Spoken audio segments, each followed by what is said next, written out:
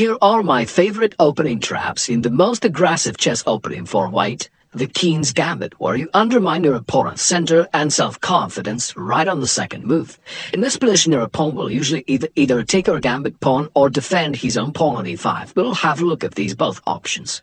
So let's start by black defending this pawn. Then you attack it once again with your knight from f3, and black continues with pawn to d6. This is a really juicy position with a lot of interesting tactical motifs. Here you play bishop c4. That's the common square for your bishop in the King's Gambit, where you target this weakest square f7 and it's going to support your future attack. Black will often go bishop to g4 because they love this pin overall, plus they also might feel unpleasant that otherwise with Alba's bishop on g4, you might actually jump forward with knight to g5, aiming for something similar to the fried liver attack. So they do play bishop g4 quite a lot.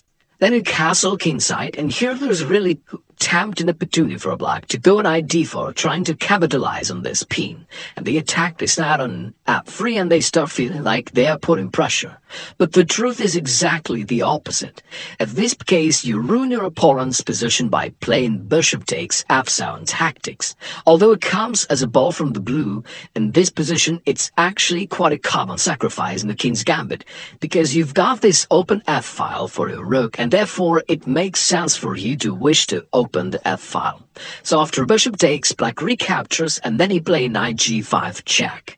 Here's the point. You want to regain the bishop on the next move with interest, because along the way you just exposed your opponent's king one pawn and ruined his position overall. There is also one funny variation which could happen here, and it did happen to me a few times in Blitz, where your opponent thinks here for some time, and then he actually finds the way to get out of this trap as they think. So they capture on g5, and their calculation goes like this. You know what? I'm gonna get rid of this check, and on the next move, I'm regaining my queen with material advantage. So they think that they outsmarted you, and they happily play this with queen takes g5. Then you recapture, and at this point, you can see that there are some seconds that are going by, while your opponent probably is trying desperately to capture your queen, but is getting that annoying beep sound of an illegal move. After some time, your opponent realizes that, hey, actually that's a discover check to his king after pawn takes g5, and therefore he has no time to capture the queen. He's got to move the king, and after that happens, actually you're gonna grab the bishop with a completely winning position. Most of your opponents, however, will simply drop back with their king, and after that you get back your bishop on g4. Still, your opponent has a glimpse of hope, because they realize that, hey, they can grab this pawn on c2, and on the next move they're gonna grab your rook. But then you play pawn takes e5, and on the next move, basically regardless of what your opponent does, in most cases they are gonna recapture. They think that if you check them, they're gonna cover and life's good. But instead of checking, you shock them once again with this nasty sacrifice, rook takes f8. That forces king to take, and after that you follow up with this royal fork to the king and the queen. Actually, this pawn on g7 is also under the attack, and that's how you win material. You continue attacking the king, and you've got a completely won game. Alright, here's the second trap, which arises from black accepting the gambit, and then you play knight to a3, which is a development move, but also you take control of this square h4 so that they can't jump out and deliver a check to your king. Now, this position, one of the main ways for a black to play is actually to play g5, because if not, you're gonna go, let's say I'll play some random move for black just to illustrate the point. White is gonna play pawn d4, regain the pawn with a great position. They occupy the center, they've got better development, etc. Therefore, it makes sense for black to actually play g5, which first of all overprotects this pawn on f4 so that it's never easy for white to get it back. And secondly, black might even wish to push the pawn forward, drive away this knight, and then still come up with that nasty check with h4. So that is the idea behind this move g5. But here I realized that when you play pawn h4, Like, quite often it actually confuses your opponents if they don't know much theory about it, because the King's Gambit is not like the mainstream opening. And here they realize that there's a problem. If they take on h4, then all of these pawns are extremely weak, and you're gonna pick them up gradually one by one, you know, by the rook, by the bishop. So that's pretty bad for black. Normally black would wish to play pawn h6 to maintain their beautiful pawn chain. But in this position fails, because then you take on g5, and it turns out that black can't recapture because the pawn is pinned. In this case, they'd lose their rook on the h8, so that's not an option. Of course, they could try to push the pawn forward, but in this case, as you jump forward, you start attacking here, the knight is active, you can play bishop c4 and attack this pawn as well. So, although it is a normal way for a black to play it, and in fact the correct way to play it, the black needs to know some theory here. So going back, those who are more on a beginner level and who just wish to maintain this pawn chain may be tempted to play pawn to f6, thinking, okay, if you recapture, then I take by my pawn from f6 and our position is great, which is quite okay for black indeed, but instead of capturing with the pawn, all of a sudden you just sack your knight on g5. Which comes as a complete surprise. Black recaptures, but here comes queen to h5 check. And that is basically the end of story. So here you've got the crushing attack against your opponent's king, especially given the fact that the rest of his army is completely undeveloped. Now, I follow up with queen takes g5, another check to the king. You also x-ray the queen on d8. By the way, they can't easily cover because then you play e5, and because the knight is pinned, that's gonna be devastating for black. So let's take it back. In most cases, they just bring the king back to e8, and here you actually need to know how to finalize this attack. It's still not easy, it's still easy to spoil the position. But you do this by going queen h5, which once again forces your opponent's king into this unfavorable position on e7, where it blocks all the other pieces. Then you play queen e5. Now, black can't cover this king. They have no queen e7 move or anything. They have to play king to f7, but then he played bishop c4, and now this is the beginning of the end. That goes king g6. You could grab this rook in some of these lines, but you don't even have to, because you can just go offshore this king and simply checkmate it. After king g7, queen f7 check, supported by the bishop. King goes, and actually leads to quite a funny checkmate in this line. After queen f7 and king to h6, the final check, which is also a checkmate, is a modest move pawn to d3. And it may not be even obvious at first why is this move so strong, but the bishop from c1 or sniper is actually delivering the final blow, and I mean black can sack the queen, but then it's gonna be checkmate anyway. The next trap is a real killer. I used it even against titled opponents. After your opponent accepts this gambit, pawn you play out a free g5 still while following the main line, but then you deviate by going knight to c3. And initially, this seems like just a wrong move that you kind of messed it up and you didn't realize that g4 is coming and that it's a serious issue for you. So your opponent's happily playing pawn g4, you then play knight e5, and now they play queen h4. So they think that you actually missed their main attacking intent, and now you're in trouble because you either have to move the king forward, which is ugly and the king will be exposed, or you have to play g3, but it seems to be pretty bad as well because one just takes the pawn on g3, and it looks like within a couple of moves, you know, you're gonna have serious troubles here. However, it is not the case, and we've got something prepared. In this position you play queen takes g4, which actually hits this queen on h4. And although black could trade queens and go into this about equal endgame, it still remains to be tricky, and you have some lead in development. You can go knight d5, aiming for this knight takes c7 fork. So it is still tricky, you still have some initiative here.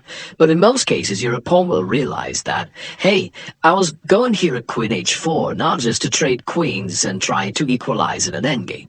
They play pawn g2, because that is a standard tactics here. This is a check to the king after you seemingly win the queen. They regain their queen, but also grab your rook in the corner. And they think that they outsmarted you, that they just, no, currently up a rook, your king is exposed, and they're gonna win. But this is not the case.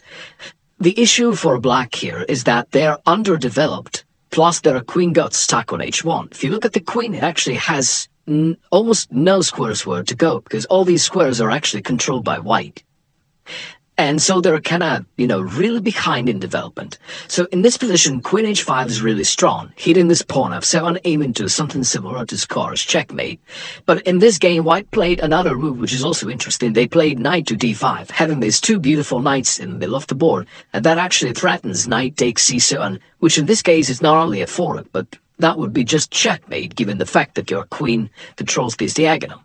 Now, after knight d5, black played knight a6, and white just played d4. White simply wants to capitalize on his development and to launch his attack. Black decided to play bishop e7, attacking the queen and developing a bishop. But white finished the game in style with queen takes c7. Really unexpected move, and I wonder how black felt at this point, because white were kind of came up with different surprises basically at every turn. And queen e7 is actually going to be a checkmate on the next move. Knight f6 is check, and now we have two twin lines. If king goes here, then there's checkmate, but by the bishop and the knight. And if instead black goes to d8, then it's checkmate by two knights, and that is what we call legitimately a nightmare. The next trap is really powerful because it works against most common moves of your opponent. In this position, you bait your opponent to play queen h4, by not playing knight f3, the main line, but instead playing bishop c4. We know that it is a standard move in the king's gambit, just taking aim at this weakness. However, in this case, black is really tempted to play queen h4 check to your king. But another advantage of having the bishop developed is that you've got this f1 square where your king is really well defended and there is no danger. Now, queen h4 in itself is not such a bad idea. The black needs to know how to follow up, which they don't. And they follow up in the most straightforward way possible. They play bishop c5, hoping that you're going to blunder this queen to f2, scholar's checkmate. What do you want? You'll play pawn d4, gain one tempo for your development and showing to your opponent that bishop c5 was wrong. Now, black has to waste time and move this bishop back. Then you gain one more tempo by developing your knight and hitting the queen. And here black realizes that first of all they're running around with their pieces, wasting time and making no progress while you just keep developing. Plus, if the queen drops back, you can just get back this pawn f4. And usually in the king's gambit, if you can get back this gambited pawn on f4, comfortably, then you just have a much superior position thanks to your better development to bishop, strong center, etc. So black may at least wish to hold on to this extra pawn by going queen to g4. But then, here comes our usual surprise. In the king's gambit, bishop takes f7. The standard sacrifice, but the idea behind it is a bit unusual. Here black can't take it, because after that, knight takes to e5 will be this royal fork, and you're gonna win the queen on the next move. Now, they usually see these, and so they don't accept the bishop sacre. They play king to f8. But there is something interesting here. The queen is going to be trapped anyway to play pawn h3, and just look at this. It's a real unusual situation where all these squares where your opponent's queen could possibly go to are actually controlled by you. And the only remaining square is this g3 square. Then you continue with knight c3. You still ignore the fact that your bishop is hanging, and you want to play knight e2 and capture this queen on g3. Black is actually defenseless because you are going to play knight e2 regardless of what your opponent's going to do. And if they capture this bishop on f7, you still play knight e2, attacking the queen. The only square for the queen to go to, especially given the fact that we control these two squares, is queen to g6, but that goes right into our knight to e5 fork, where you grab the queen on the next move, then you get back your pawn on f4, and you have a winning position. I've just opened an online database of Bleed's games so that we can see how effective the next trap is. We play on at f3 here going into the main line. Now you can see that the two most common moves for black are either g5, which we have talked about already, or knight to c6, which also seems like a normal developing move. So let's say they go knight to c6, now you play pawn d4. And that kind of threatens pawn d5, pushing this knight away. They feel uncomfortable, and they want to stop that by going pawn d5. That's what they do. Now you trade on d5, they recapture, and you follow up with knight to c3, hitting the queen. As you can see, the top choice of black here is playing queen e6 check, which is wrong, and which puts black in a really dangerous position. By the way, your position is great in any case, so you have no risk here. You have a slightly better game. But queen e6 is just wrong, which already gives black like a severe disadvantage. So first off, that kind of blocks development. They can't bring their bishop out. Also, the king and queen are standing dangerously here on the e-file, which we can exploit in the future. But besides those generalities, there is a very straightforward problem as well. You're threatening d5 fork to the queen and knight. And, funnily enough, black overlooks this all the time. If you can see, all the top choice of black are developing their bishop or their knight or the bishop to d6. They all have nothing to do with you playing pawn d5 and winning the piece on c6. Moreover, after that there is an additional bonus trap, so to say. After black plays something and you now win this knight on c6, they take on c3, check your king, you cover, they play queen takes c6. Now you have a completely winning position. You're up a piece, boss, you are having much superior development, therefore you have great chances for a quick attack, but also you can play rook b1, which looks like you just put the rook to the semi-open file, and your opponents usually simply develop one way or the other. But then you follow up with bishop b5, which skews the queen and the king, and that also wins the queen.